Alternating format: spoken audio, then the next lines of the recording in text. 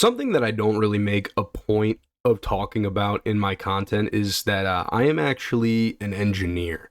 Yeah, I went to school, I was miserable for 4 years, and now I do really stupid problems all day, right? That's pretty much the extent of it. Um, the thing is, right, when I went to school, I thought I was going to be one of those guys who was going to sit in front of a computer all day and was going to just typey type fucking code, and that was going to be my job, and it was going to be awesome.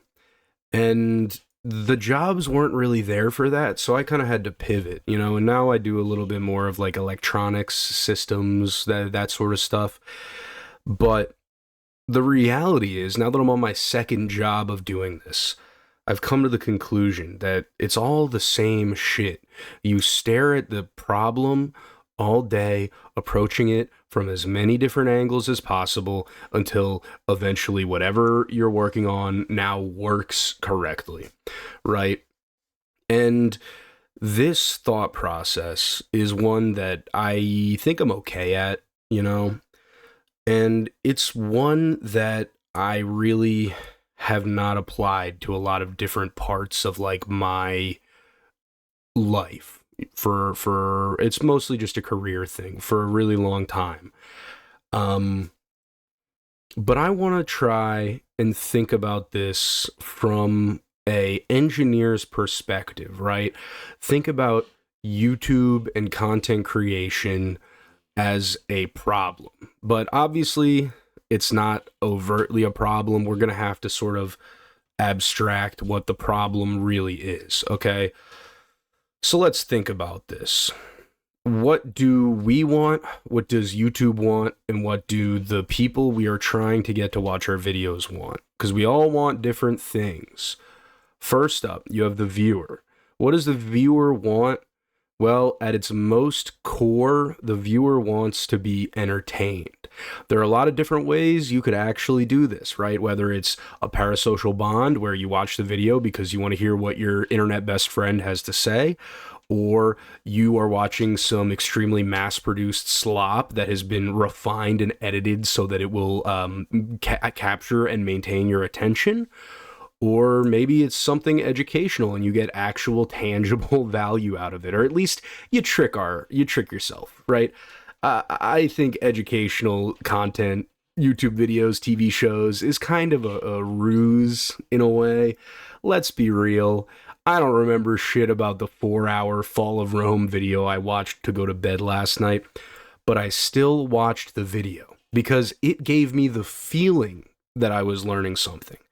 And maybe that's what people really watch YouTube for. It's for a feeling, whether that feeling is comfort, you're watching your best friend, whether that feeling is excitement.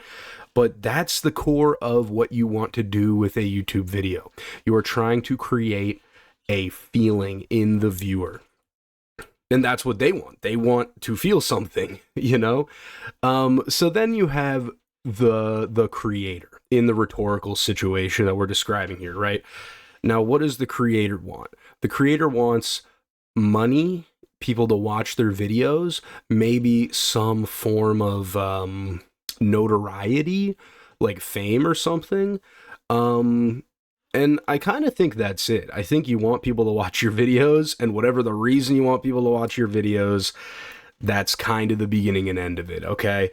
Then you have the big boys, YouTube. What does YouTube want? Well, they are a business that makes money, so they want money, right? It's really simple. They would like money. How does YouTube actually make money? Well, they make money by selling people channel memberships. They make money by selling people subscriptions to YouTube Premium, and they make money through ads. Now, the first two, we can kind of just ignore. The vast majority of YouTube users are not going to use those two features, and if they are, they're already so inundated in the platform where it's kind of irrelevant to consider them anyway. But the ads. How do you get ads? You get ads when you watch a video, right? So YouTube cares about people watching videos, but they want the most ads possible. So they care about people watching videos that have a good amount of ads in them, or videos that, you know, encourage people to watch another video so that we can watch another ad. You know, that's really the goal here, is get users to watch videos so they have to watch ads, right? So if you think about this in reverse, what YouTube wants from the person who's making the videos, YouTube wants a YouTuber who makes videos that will get users to sit through ads. However they do that doesn't really matter. And they want videos that won't get someone to leave the platform. You know, if you have a really great video called like "Go Outside Right Now," and the statistics show that people watch your video and then get off the website, I don't know that YouTube will nuke that video, but it's probably worse than if the video was something more encouraging the user to stay in the content world. So, if you're the creator, like I am, like a lot of people are, you can think about it like two different people that kind of have the same goal in the end, but the problem is, how do we make these people happy? That's the tangible problem. Really, there's two problems. Problem one, how do we make a good video? What is a good video? Well, it's a video that makes our target audience feel something, right? Whether that's feeling informed, whether that's feeling entertained, you know, they're going to have different audiences.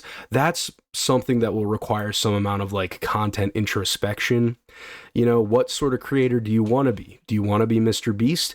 Well, then you are trying to make your viewers feel something different than if you're trying to be, you know, the next Casey Neistat.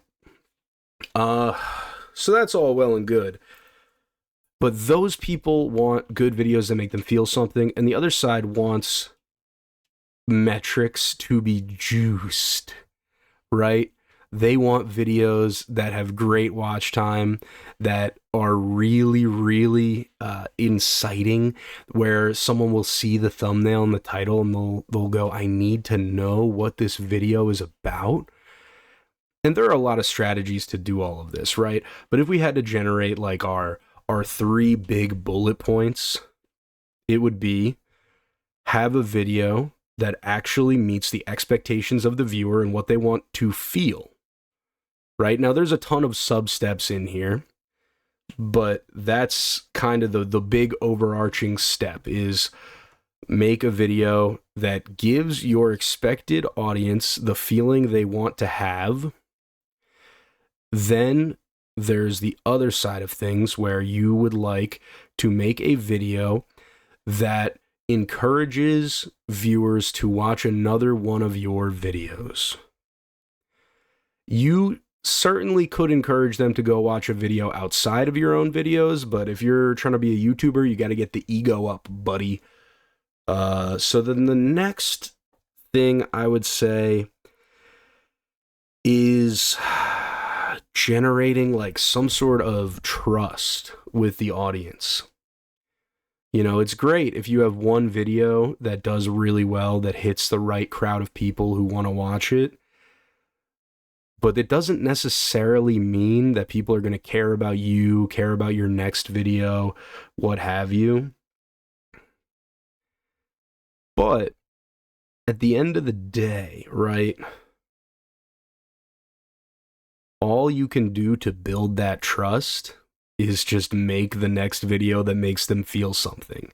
You know, from the viewer perspective, it's actually probably easier than from like the YouTuber to YouTube perspective, where they want tangible benefits. They want money. You know, feelings are easy to get. You can make someone feel anything if you got like the right story and the right sad music. You can't exactly trick the algorithm gods in the same way. It requires a little bit of luck, right? It requires having found an audience that resonates with the content. And that's really the part about it that I'm racking my brain at. See, this past year, maybe year and a half at this point, I have been making YouTube videos, and I've kind of petered off over the past couple months, on account of like some life things that have happened, and we're working on it. We're trying to figure out a way to, reintegrate that. I'm still making TikToks, but unfortunately, even if you make really good videos, there's no guarantee that YouTube is going to have the right signals on the back end for it to show the video to people who would actually enjoy it. There's also the chance that the videos aren't of high enough quality. And this is where my sort of like video making philosophy comes from, of just trying to make a ton of stuff, a ton of different stuff, try out as much as possible, because every video you make, you're going to get a little bit better. Even if you're not deliberately trying to make like a good video, you're just gonna improve, whether it's, your diction and your ability to talk, or maybe like some tangible skill improvements. You level up your thumbnail game, what have you. I know this video isn't gonna have a thumbnail, but it's still an important part of the process nonetheless, right? Yeah. And because this is kind of like an asymmetrical game where YouTube has like a lot of different players trying to win, and only so many actually can win, there are probably going to be times where you make a really good video and the video does not perform well. And, maybe you're really good at making videos and you've made 20 videos that are not going to perform well. And the thing is, eventually, like, it'll hit. That's the hope. Eventually it'll hit at the right time, and once it hits, if your videos are really good, people will watch that video and then they'll go and watch the old videos. And that is a really good signal. That's actually exactly what YouTube wants to see. So, in a way, every failure, every video that you make that's really good that doesn't perform as well as you would want it to, well, it turns out those videos could have second lives. And it could be better for you in the long run to signal to YouTube all at once, hey, these videos are amazing. I don't genuinely know the secret to any of this. This is all just like my extrapolations and my cope and my justification from a year of making content and seeing how weird the whole experience is. Everyone wants to be a content creator, whether it's like an Instagram guru or a fucking Twitch streamer or whatever. But very few people actually stick to it for as long as I have.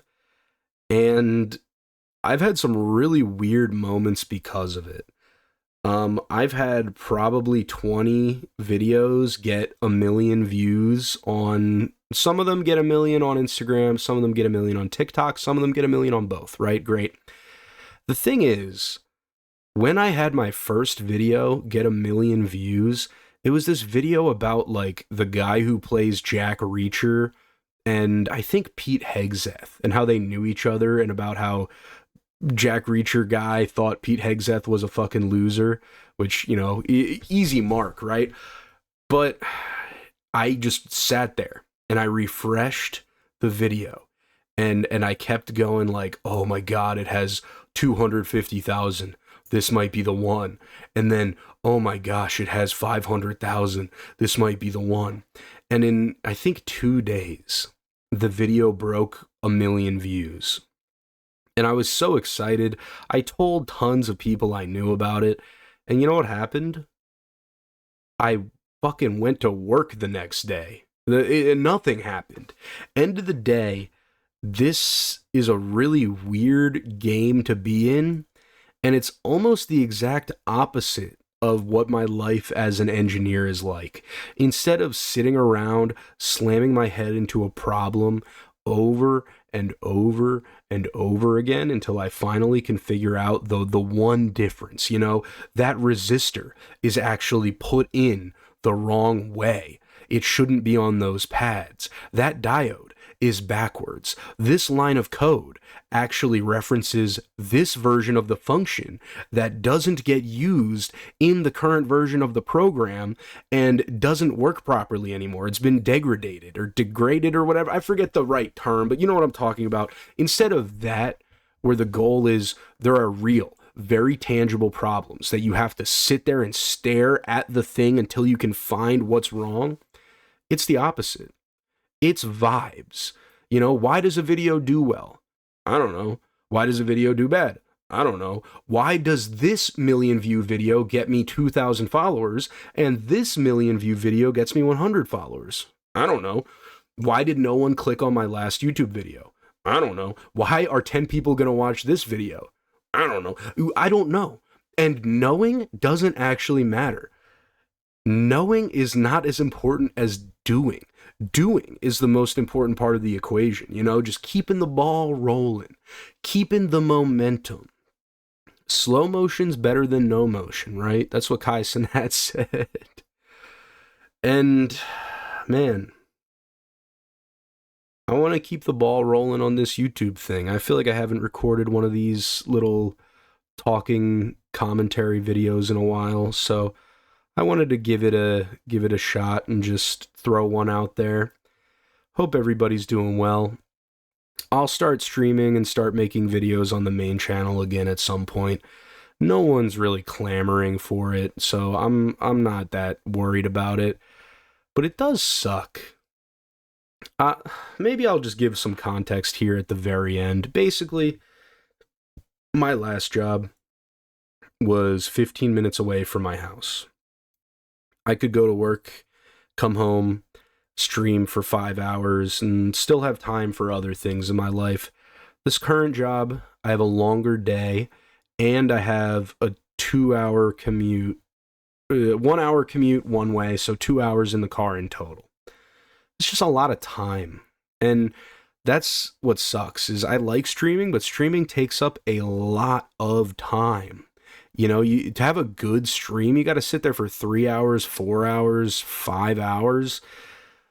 And I don't have the time. I don't have the energy. I can't do it right now.